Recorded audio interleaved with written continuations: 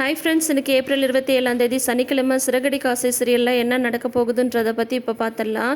இன்றைக்கே ஒரு திருப்பம் வந்துடும் அப்படின்ற மாதிரி ரொம்ப தான் எதிர்பார்த்தோம். ஆனால் பார்த்தீங்கன்னா இன்றைக்கி ஃபுல்லாகவே போலீஸ் ஸ்டேஷனில் தான் போகுது. இப்போ பார்த்தீங்கன்னா மீனாவோட வண்டி வந்து போலீஸ் ஸ்டேஷனில் வந்து நிற்கிது. மீனா வந்து வராங்க போலீஸ் ஸ்டேஷனுக்கு.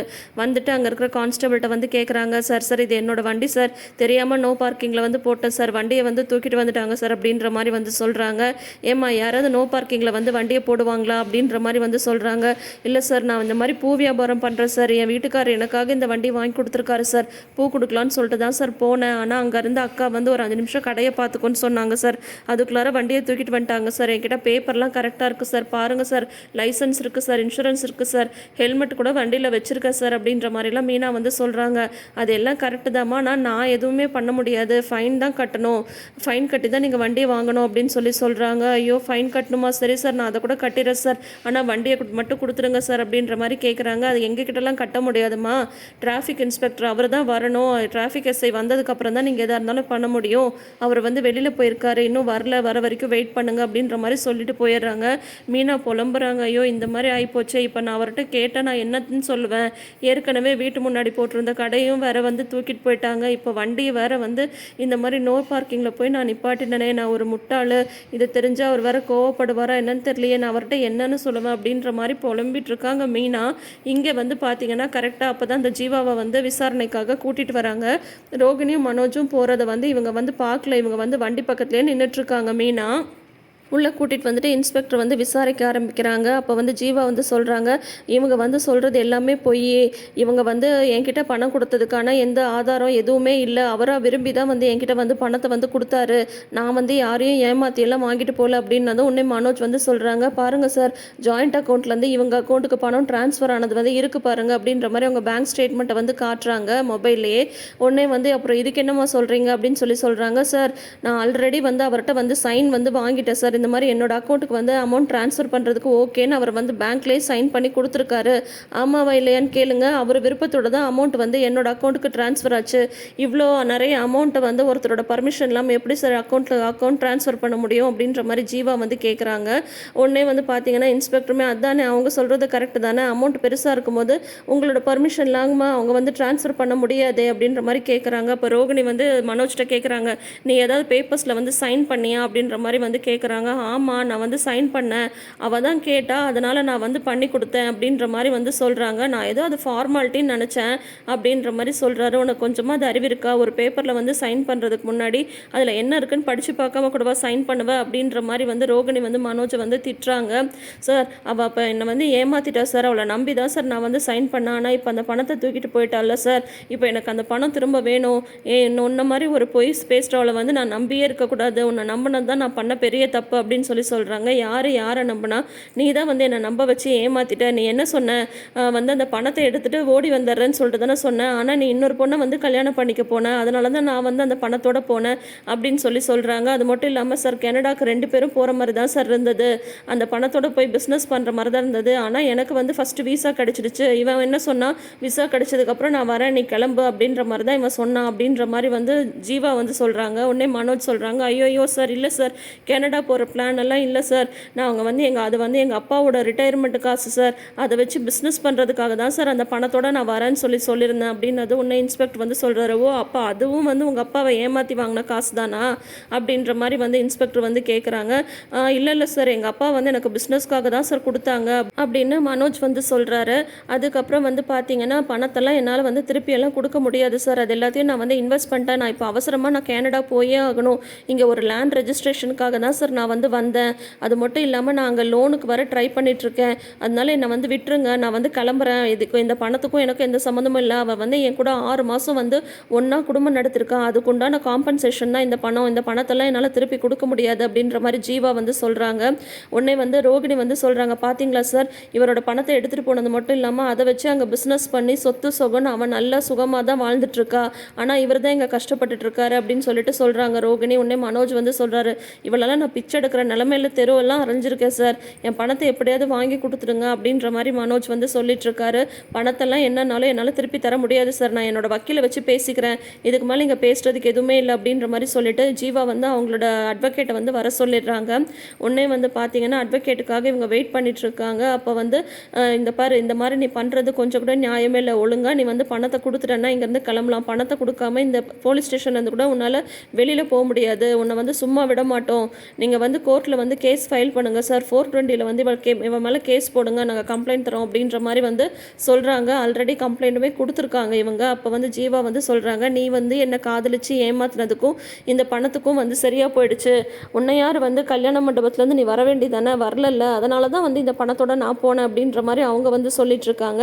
என்னது நீ எல்லாம் வந்து லவ்ன்ற பேரெல்லாம் நீ சொல்லாத, காதலிச்சு ஏமாத்தினது, அவரோட நீ 6 மாதம் குடும்பம் நடத்தினது எல்லாமே இந்த பணத்துக்காக தானே, எந்த தைரியத்தில் இப்போ வந்து பணத்தை கொடுக்க மாட்டேன்னு சொல்கிற, ஒழுங்காக பணத்தை கொடு அப்படின்ற மாதிரி வந்து ரோகிணி வந்து சொல்கிறாங்க. பணம்னா ரோகிணி கிட்ட என்ன சொல்லவா வேணும், பணத்துக்காக எதையும் செய்யறவங்க தானே ரோகிணி. நல்ல ஜீவாவையும் ரோகிணியும் வந்து ஒரே தராசில் வச்சோன்னு வைங்களேன், ரெண்டும் இந்த பக்கம் அந்த பக்கம் சாயாது, அப்படியே ஈக்குவலாக நிற்கும். என்னமோ வந்து ஜீவா வந்து மனோஜை வந்து ஏமாற்றிட்டாங்க, அதெல்லாம் ரைட்டு தான், இப்போ ரோகிணி பண்ணுறது மட்டும் என்ன, இவங்களாவது வந்து காதலிச்சு ஏமாற்றிட்டு போனாங்கன்ற மாதிரி சொல்கிறாங்க. ஆனால் ரோகிணி நல்லா ஏமாற்றி ஏற்கனவே கல்யாணம் ஆனதை மறைச்சி, ஒரு குழந்தை இருக்கிறத மறைச்சி, மலேசியா அப்பா, மலேசியா மாமா, அடடடடா கோடி கோடியாக பிஸ்னஸ்ஸு, பொய் பொய் பொய், அவ்வளோ பொய். இப்போ வந்து பார்த்திங்கன்னா இந்த ஜீவாவும் கரெக்டாக இந்த ரோகிணியோட ராசியா என்னன்னு தெரில, இவங்க கையிலே வந்து மாட்டிருக்காங்க. இப்போ வந்து பார்த்திங்கன்னா உள்ளே வந்து இவ்வளோ கலவரம் இங்கே நடந்துட்டுருக்கு. அப்போ பார்த்திங்கன்னா மீனா வந்து வெளியில் நின்று அழுதுட்ருக்காங்க, போலீஸ்ட்டு வந்து கெஞ்சிட்ருக்காங்க, வண்டியை கொடுத்துருங்கன்னு சொல்லிட்டு எப்படி இவர்கிட்ட சொல்கிறது அப்படின்ற மாதிரி யோசிச்சுட்டு இருக்கும்போது கரெக்டாக முத்து வந்து கால் பண்ணுறாங்க. எங்கே இருக்க மீனா என்ன அப்படின்ற மாதிரி கேட்குறாங்க. இந்த மாதிரி அழுதுகிட்டே விஷயத்தை வந்து சொல்கிறாங்க. இந்த மாதிரி வந்து நோ பார்க்கிங்கில் வந்து வண்டியை விட்டுட்டாங்க, வண்டியை வந்து தூக்கிட்டாங்க அப்படின்ற மாதிரி சொல்கிறாங்க. உனக்கு கொஞ்சமாவது அறிவிருக்கா மீனா, இந்த மாதிரி நீ வந்து வண்டியை நிப்பாட்டும் போது பார்த்து நிப்பாட்ட மாட்டியா அப்படின்றாங்க. இல்லைங்க, நான் பூ கொடுத்துட்டு உடனே வந்துடலான்னு தான் நினச்சேன் அப்படின்னு சொல்கிறாங்க. ஏன் மீனா, நம்ம வண்டியை வந்து நம்ம தானே பத்திரமா பார்த்துக்கணும், இதெல்லாம் வந்து நீ பார்த்து யோசிச்சு செய்ய மாட்டியா, இப்போ எங்கே இருக்க அப்படின்னு கேட்டதும் இந்த மாதிரி நுங்கம்பாக்கம் ஸ்டேஷனில் இருக்கேன் அப்படின்னு சொல்கிறாங்க. சரி இரு நான் வரேன் அப்படின்னு சொல்லிட்டு உடனே முத்து வந்து கிளம்பி வராரு. கிளம்பி வந்ததும் வந்து பார்த்திங்கன்னா இந்த மாதிரி என்ன மீனா இந்த மாதிரி பண்ணிட்டேன், வண்டியை வந்து நோ பார்க்கிங்கில் விட்டால் அவங்க சும்மா விடுவாங்களா, தூக்கிட்டு தான் வருவாங்க, இப்போ ஃபைன் கட்ட சொல்லுவாங்க, இல்லைனா கோர்ட்டில் தான் போய் வண்டி எடுக்கணும், வண்டி ஓட்டுறது மட்டும் பத்தாது, நம்ம தான் வந்து நம்ம வண்டியை பத்திரமா பார்த்துக்கணும் அப்படின்ற மாதிரி முத்து வந்து சொல்கிறாரு. சட்டத்திட்டத்தை மதித்து தான் நம்ம எப்போவுமே வண்டி ஓட்டணும் அப்படின்ற மாதிரி வந்து சொல்கிறாரு. நீங்கள் வாங்கி கொடுத்த வண்டி இந்த மாதிரி ஆயிடுச்சேங்க அப்படின்றாங்க. சும்மா நான் வாங்கி கொடுத்த வண்டி நீ வந்து அதையே திரும்ப திரும்ப சொல்லாத, நம்மளுக்கு தேவை இப்போ நம்ம வண்டி எடுத்துகிட்டு போகணும், சரியா, வா என்ன எதுன்னு பார்ப்போன்னு சொல்லிட்டு ஒரு கான்ஸ்டபிள்கிட்ட வந்து கேட்குறாங்க. அவங்க வந்து இந்த மாதிரி எஸ்ஐ வரணும், டிராஃபிக் எஸ்ஐ அப்படின்ற மாதிரி சொல்லிடுறாங்க. உடனே மீனா வந்து ஏன் சார் இந்த மாதிரி கொலை பண்ணுறவங்க அவங்க வண்டியெல்லாம் விட்டுறீங்க, நான் ஏதோ ஏழைப்பால பூக்கட்டி விற்றுட்ருக்கேன், என்னோட வண்டி வந்து தூக்கிட்டு வந்தீங்களே, இதெல்லாம் நியாயமா அப்படின்னு சொல்லி கேட்குறாங்க. முத்து வந்து சும்மா இந்த மாதிரிலாம் பேசக்கூடாது அப்படின்ற மாதிரி சொல்கிறாங்க. அந்த போலீஸுமே சொல்கிறாரு, என்னம்மா நீ ஓவராக பேசுகிற, இதெல்லாம் சரிப்பட்டு வராது, ஃபைனெல்லாம் கட்ட வேண்டாம், நீ கோர்ட்டில் வந்து வண்டியை வாங்கிக்கோ அப்படின்ற மாதிரி சொல்கிறாரு. உடனே முத்து வந்து சார் அது ஏதோ தெரியாமல் பேசிடுச்சு சார், விடுங்க சார், வண்டியை மட்டும் கொடுங்க சார் அப்படின்ற மாதிரி வந்து சொல்கிறாங்க. சார் நான் நிறைய இடத்துக்கு பூவெல்லாம் கொடுக்க போகணும் சார் அப்படின்ற மாதிரி சொல்கிறாங்க. வண்டியில் பூ வேறு இருக்குது அப்படின்னதும், அப்படின்னா பூவை எடுத்துகிட்டு நீங்கள் கிளம்புங்க, அப்புறமா வந்து ஃபைன் கட்டிட்டு வண்டி எடுத்துகிட்டு போங்க அப்படின்ற மாதிரி வந்து சொல்கிறாங்க. உடனே வந்து முத்து வந்து இல்லை சார் வண்டியும் வேணும் அப்படின்னதும், டிராஃபிக் எஸ்ஐ வராமல் நாங்கள் ஒன்றுமே பண்ண முடியாதுப்பா அப்படின்றாங்க. அப்போ பார்த்து முத்துக்கு தெரிஞ்ச இன்னொரு போலீஸ்காரர் வந்து வராங்க. அவங்கக்கிட்ட விஷயத்தை வந்து சொல்கிறாரு முத்து. உடனே வந்து அவர் நம்மளுக்கு தெரிஞ்சவர் தான்ப்பா, இருந்தாலும் வந்து ஃபைன் கட்டணும் அப்படின்னு சொல்கிறாங்க. ஃபைனெல்லாம் நான் கட்டிடுறேன் சார் அப்படின்றாரு முத்து. சரி சார் அப்படின்னா அவங்க வரட்டும், முத்து வந்ததுக்கப்புறம் சொல்லிவிட்டு நீ வந்து வண்டி எடுத்துகிட்டு போ அப்படின்றாங்க. இப்போ இவங்க 2 பேரும் வந்து அந்த டிராஃபிக் எஸ்ஐக்காக வெயிட் பண்ணிகிட்ருக்காங்க. உள்ளே வந்து பார்த்திங்கன்னா வக்கீல் வந்து வந்துடுறாங்க. வக்கீல்கிட்ட வந்து இன்ஸ்பெக்டர் வந்து நிலைமையை சொல்கிறாங்க. இந்த பொண்ணு தான் அவங்கள வந்து ஏமாற்றி பணத்தை வாங்கிட்டு போயிருக்குன்னு நல்லா தெரியுது, இப்போ வந்து அவங்க கேஸ் ஃபைல் பண்ணிவிடுங்க 420 அப்படின்ற மாதிரி வந்து சொல்கிறாங்க. அப்படி மட்டும் வந்து ஃபைல் பண்ணிட்டேன்னா அவங்களால வந்து இந்தியா விட்டு போக முடியாது, இப்போ ஏதோ அவங்க லோனுக்கு ட்ரை பண்ணுறான்றாங்கல்ல, அதையும் எதுவுமே வாங்க முடியாது, உங்கள் கட்சிக்காரர் என்ன சொல்கிறாங்கன்னு சொல்லிட்டு பேசிட்டு சொல்லுங்கள், இது வந்து காம்ப்ரமைஸ் பண்ணி அவங்களுக்கு பணத்தை திருப்பி கொடுக்குறது தான் நல்லது அப்படின்ற மாதிரி வந்து இன்ஸ்பெக்டர் வந்து அட்வொகேட்டை வந்து சொல்கிறாங்க.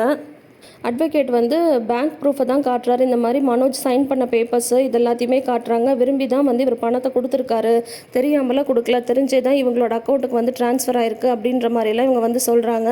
இருந்தாலுமே இவங்க ஏமாற்றிட்டு பணத்தை எடுத்துகிட்டு போயிருக்காங்க அப்படின்றதுக்கு வந்து வேறு எந்த சாட்சியும் இல்லை அப்படின்ற மாதிரி அட்வொகேட் சொல்லும் போது, இல்லை இது வந்து காம்பன்சேஷன் பண்ணிடுறது தான் பெஸ்ட்டு அப்படின்ற மாதிரி வந்து சொல்கிறாங்க. காம்ப்ரமைஸ் ஆகிறது தான் பெஸ்ட்டு அப்படின்ற மாதிரி சொல்லிடுறாங்க. உடனே வந்து அட்வொகேட் வந்து ஜீவாவை பேசுகிறதுக்காக இந்த பக்கம் கூட்டிகிட்டு போகிறாங்க. ஜீவாட்ட வந்து காம்ப்ரமைஸ் பேசுகிறதுக்காக கூட்டிகிட்டு போகிறாங்க. வெளியில் வந்து பார்த்திங்கன்னா முத்துவும் மீனாவும் டிராஃபிக் எஸ்ஐக்காக நின்றுட்டுருக்காங்க. இங்கே வந்து கண்டிப்பாக பணத்தோடு தான் வீட்டுக்கு போகணுன்றதில் ரோகிணி வந்து ரொம்ப முடிவாக இருக்காங்க. ஸோ இந்த மாதிரி போயிட்டுருக்கு. இன்னும் வந்து முத்து கண்ணில் இவங்க யாருமே படலை. கண்டிப்பாக முத்து கண்ணில் வந்து இவங்க மாட்டிடணுங்க. பணம் மட்டும் எந்த காரணத்துக்காகவும் ரோகிணி கைக்கு போகவே கூடாது.